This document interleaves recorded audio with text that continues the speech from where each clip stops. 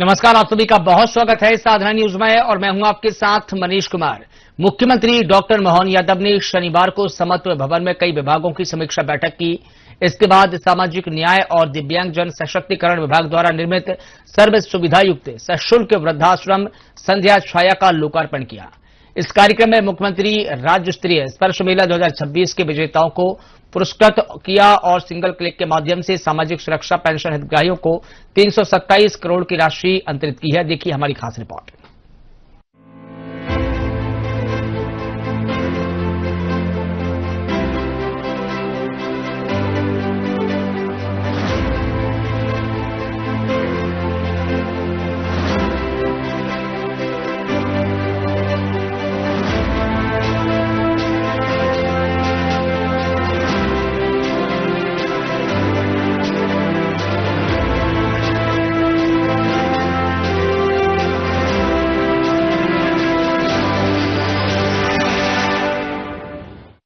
बदलते सामाजिक परिवेश में छोटे होते परिवार, इसमें वृद्धजन की देखरेख, स्वास्थ्य सुरक्षा और एकांकीपन एक बड़ा प्रश्न बनकर हमारे सामने आया है।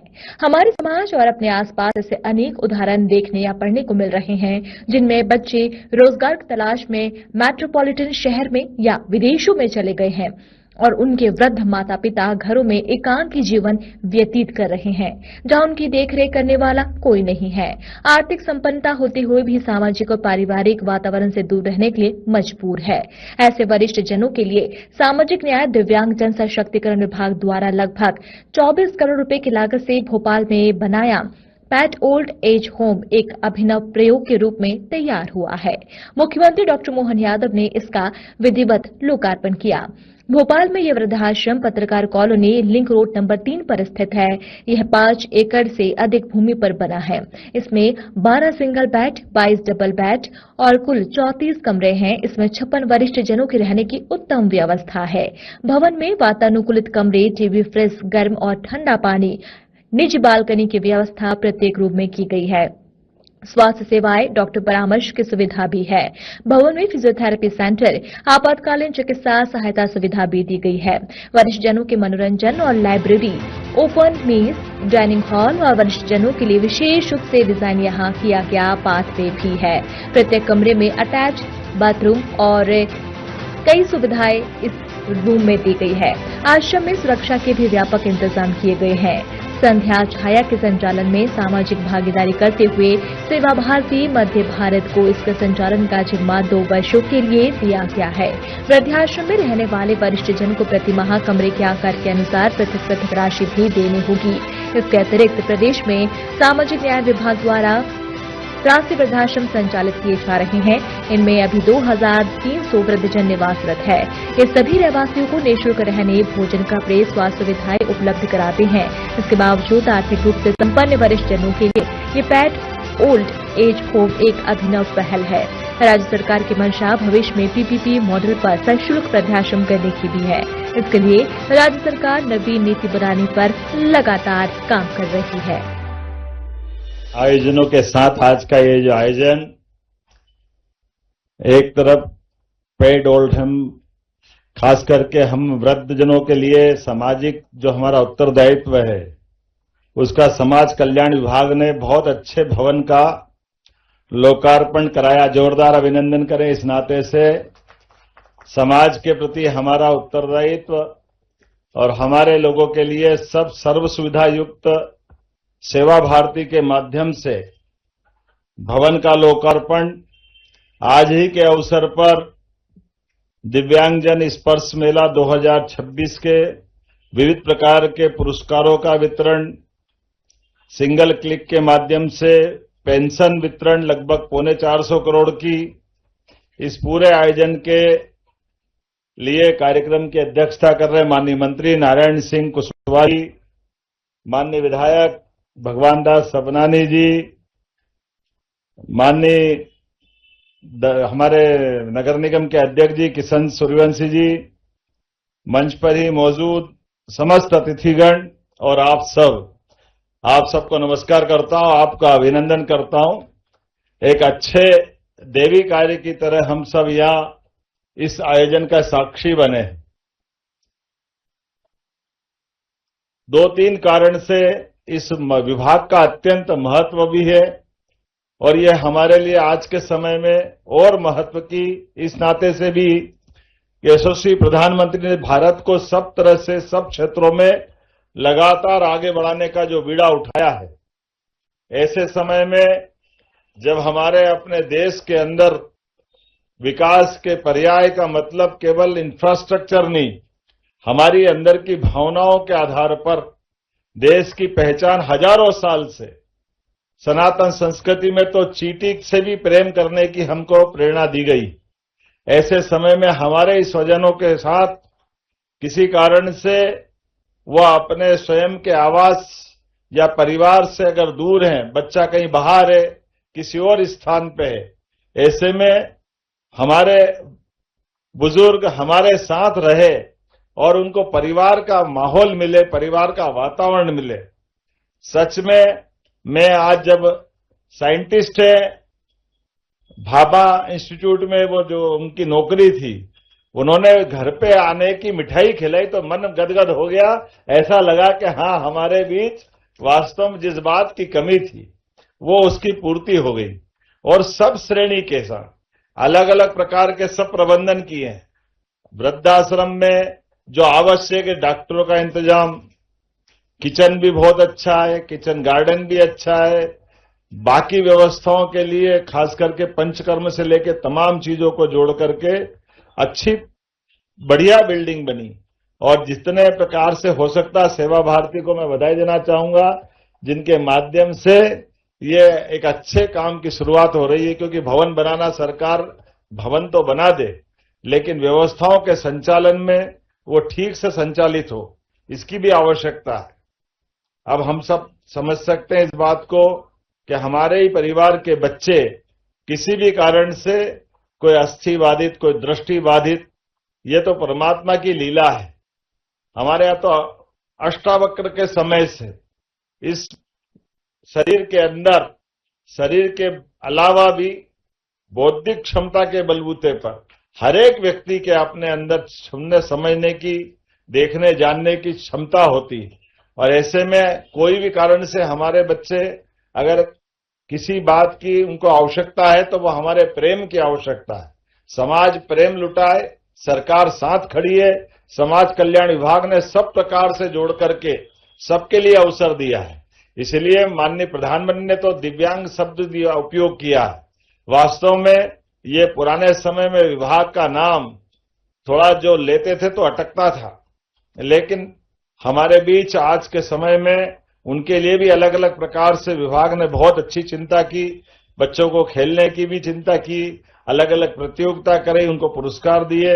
मेरी अपनी ओर से सभी दिव्यांग भाई बहनों को, बच्चों को बहुत बहुत बधाई। खास करके आज जब मैं आपसे बात कर रहा हूं तो ये हमारा वृद्धाश्रम लगभग 24 करोड़ की लागत से तैयार हुआ है। अपनी ओर से एक बार फिर बधाई। और इसके लिए भी जितने प्रकार से हो सकते हैं विभाग अभी आने वाले समय में और काम करेगा। ये 5 एकड़ में फैला 12 सिंगल बेडरूम, 22 डबल बेडरूम, कुल 34 कमरे, जिसमें 56 बुजुर्ग इसमें आराम से रह सकते हैं। और इसमें भी एसी कमरे, टीवी, फ्रिज, गर्म ठंडा पानी, निजी बालकनी, वो सब कुछ देने का प्रयास किया जो एक परिवार के लिए आवश्यक भी है। लेकिन मैं अपनी ओर से एक बार फिर इस पूरे प्रदेश के अंदर ये अभियान चला रहे हैं। खास करके हमने तो निजी क्षेत्र में भी इस तरह की योजनाओं को बजट के माध्यम से बीते 2 वर्षों में, कोई कॉलोनाइजर अपनी कॉलोनी में बाकी के काम निर्माण करे, लेकिन अगर वो वृद्धाश्रम बनाता है तो सरकार ही नहीं समाज भी बनाए, तो समाज को जोड़कर भी उसके साथ इस व्यवस्था के आधार पर इन सारी बातों को आज के समय में और बढ़ाने की आवश्यकता है। मैं मान के चलता हूं हमारे बीच ऐसे अच्छे कामों के लिए सरकार सदैव दिल खोल के तैयार है। 2 दिन बाद अर्थात परसों हमारा गणतंत्र दिवस है। गणतंत्र दिवस की भी मेरी अपनी ओर से बधाई। और बीते दिन बसंत पंचमी का आनंद आया है। ऋतुओं का राजा बसंत, ये जब अपनी छटा बिखेरता है तो वो सब प्रकृति जैसे मुंह से बोलने लगती है, चारों तरफ एहसास होता है। और एकदम ईश्वर की ये ऐसी लीला है हमारी अपनी सनातन संस्कृति के बलबूते पर लोगों के लिए मौसम हो सकते हैं, लेकिन हम अपने भाग्य में ऋतुओं को लेकर के आए हैं। हमारे 6 ऋतुओं का आनंद, हर ऋतु का अपना आनंद है। और बसंत जब खिलता है तो होली तक की छटा अलग प्रकार से पहुंचती है।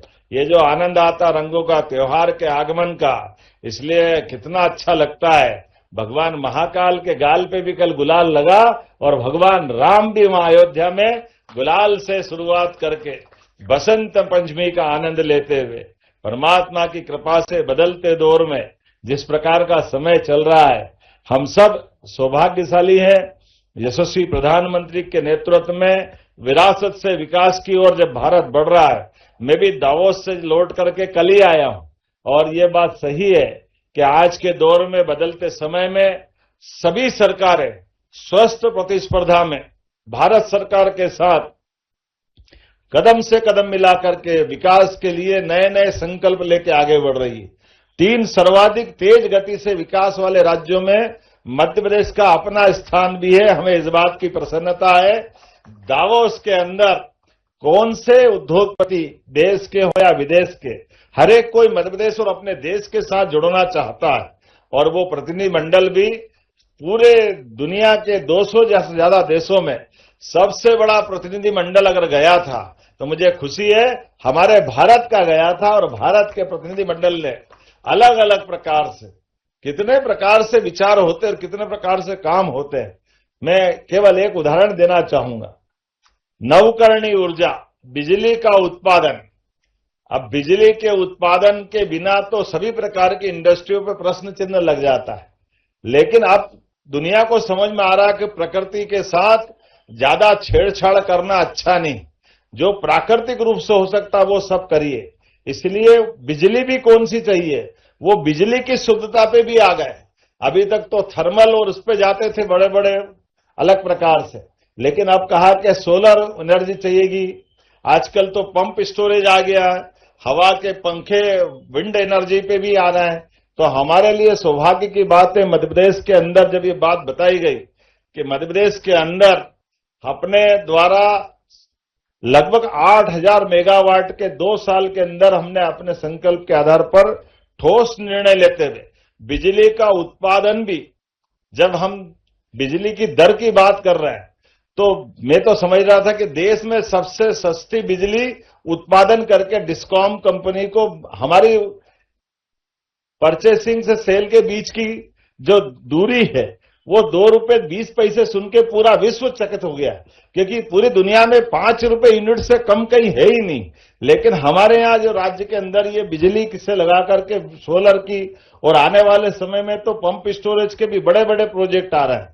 तो कुल मिलाकर के एक एक सेक्टर में नहीं, माइनिंग का सेक्टर हो, हेल्थ का सेक्टर हो, एजुकेशन का हो, अब तो जैविक फसल उत्पादन को लेकर भी जैविक कपास की बात भी आने लगी है, ताकि जैविक काटन के जो कपड़े बनते हैं और काटन में भी जैविक होना चाहिए।